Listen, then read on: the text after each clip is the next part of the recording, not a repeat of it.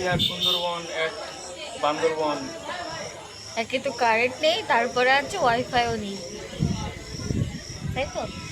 একদম মানে আর এত বাজে ওয়াইফাই না ওয়েদার, থাকলেও এসিটা অন্তত চলতো যদি তাহলে খুবই ভালো লাগতো। এসি চলছে না, ওয়াইফাই চলছে না, ওয়াইফাই চলছে না, ঘুমাতে পারছি না ঘুমাতে গরমে। পারছি না গরমের মধ্যে, এতটা গরম। আর এমনই সিচুয়েশন হয়ে গেছে যে এখনই কারেন্ট আসছে আর এখনই হাওয়াও দিচ্ছে, বলো তো?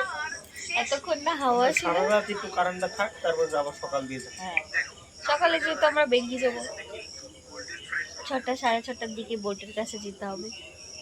বোটে চলে গেলে হাওয়া আর হাওয়া, তাই তো। সকাল 6টায় তুমি কিছু বলতে বোটের চাও কাছে চলে যেতে সুন্দরবনে হবে আসার আমাদের। অনুভূতি কেমন তোমার?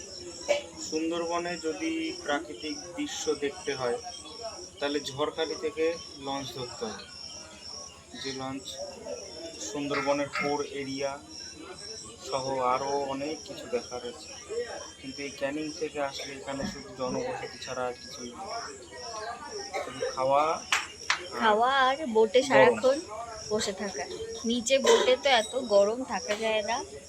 আর খুবই গরম, মানে ওপরে ওখানে মানে থাকা দুষ্কর হয়ে ওঠে।